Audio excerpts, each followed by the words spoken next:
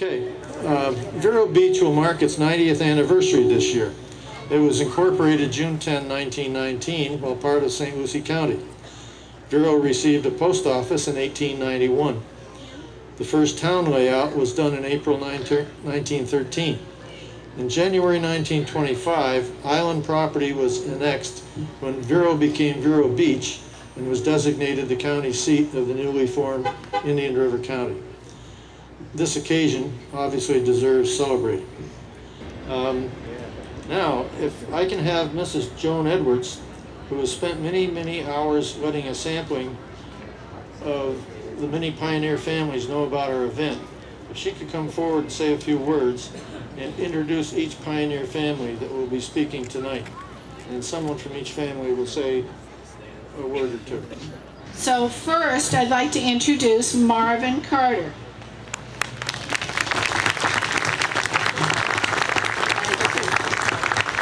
Marvin is from a long line of surveyors and engineers. His grandfather, R.D. Carter, was brought in to plan, survey, ditch, and drain a swamp that is now our city. That was completed in 1913, and Carter and Associates will have their 100th anniversary in 2013. 2011. 2011, I'm corrected. Thank you, Joan. The legacy of the Carter family here in Vero Beach begins with my grandfather, Robert Daniel Carter, founder of Carter Associates, and most commonly called R.D. by friends and acquaintances, and affectionately known to his grandchildren as Granddad. Due to the time constraints, he's the one I will direct my comments about here today. Before coming to Florida, he served as an assistant county engineer for Henderson County, North Carolina. R.D. first came by train to Vero Beach in 1911, which at that time was still a part of St. Lucie County, as an engineer retained to perform a preliminary survey and inspection of a 55,000-acre parcel located partially within and around what is now the mainland portion of the city of Vero Beach, to determine if the area could be drained and developed. Following a favorable engineering report by R.D. Carter on the viability for such a project, the Indian River Farms Company purchased the 55,000 acres for $3 an acre and began the planning and design of the original town in Vero and the surrounding Indian River Farms Company subdivision. Following the acquisition, R.D. Carter became the resident engineer for the Indian River Farms, reestablishing section lines and performing the initial topographic surveys, and was involved in the design and construction of the drainage system in and around Vero Beach area. Like most of the pioneer families represented here today, life in Vero Beach and Indian River County has been a blessing for the Carter family.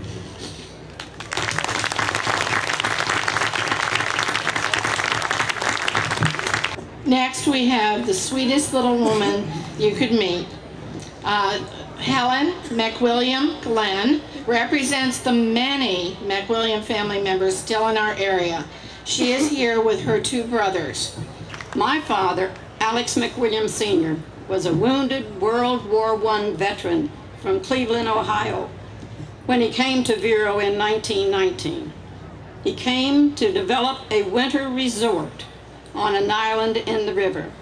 The resort was to be named Riamar. He arrived on a Saturday night in June and stayed at the Sleepy Eye Lodge.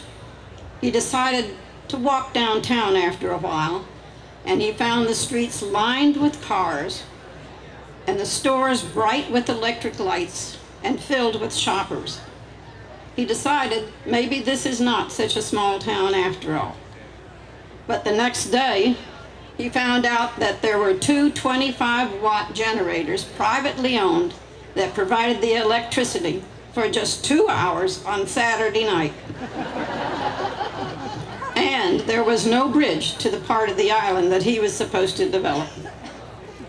So he hired a boat and rowed across the river and found a walking trail from the river to the ocean. And he said that it was the most beautiful place he had ever seen. He brought his workers and his equipment by barge every day to build Riamar.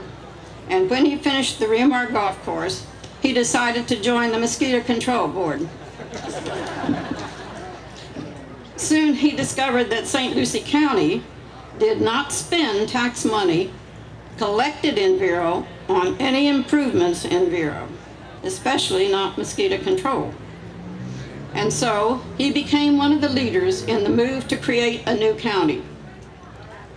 He led a group of 130 citizens on a train to Tallahassee, where he met with Uncle Tony Young and Attorney Jim Vosell, and they met with the Governor James Martin and persuaded the governor to divide the huge St. Lucie County up into 3 parcels. One was to be named Indian River, one was to remain St. Lucie County, and the third was to be named Martin County after the governor. Well, this is the end of my time, but this is part of our family history. But if you live in Vero Beach or Indian River County, it's part of your history too. Thank you.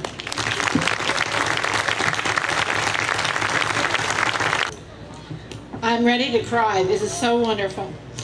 Our next speaker is Alma Lee Loy, a well-known name in Vero Beach.